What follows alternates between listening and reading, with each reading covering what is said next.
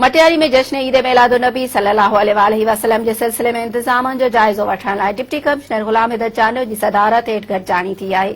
गॾजाणी में assistant commissioner Matiari Abdul Karim संग्रासी, assistant commissioner हाला अब्दुल मजीद ज़ोहराणी, motorway police जे आफ़िसरनि, Hesco टीएमओज़ खां सवाइ मुख़्तलिफ़ मकतब फ़िक्र सां तालुक़ रखंदड़ आलमनि शिरकत कई।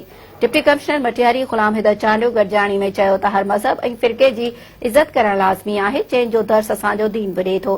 हुन आलमनि खे अपील कई त उहे फ़िरक़े वारियत खे ख़तम करण लाइ पंहिंजो किरदारु अदा करे नफ़रत पखड़ींदड़ तक़रीरूं करण खां पासो कनि त जीअं मुआशिरे में मोहबत, भाईचारे, रवादारी, अमन खे हथी वठाए सघिजे।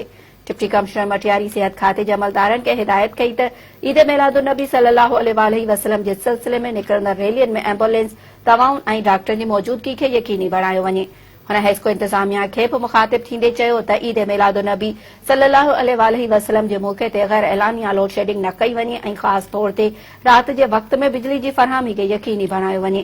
हुन समूरनि टीएमओज़ खे हिदायत कई त ईद मिलादुन्नबी सल्लल्लाहु अलैहि वसल्लम जे सिलसिले में शहरनि ऐं ख़ासि तौर ते मज़हबी जुलूसनि जी गुज़रगाहनि वटि सफ़ाई सुथराई जा जोगा इंतज़ाम कया वञनि।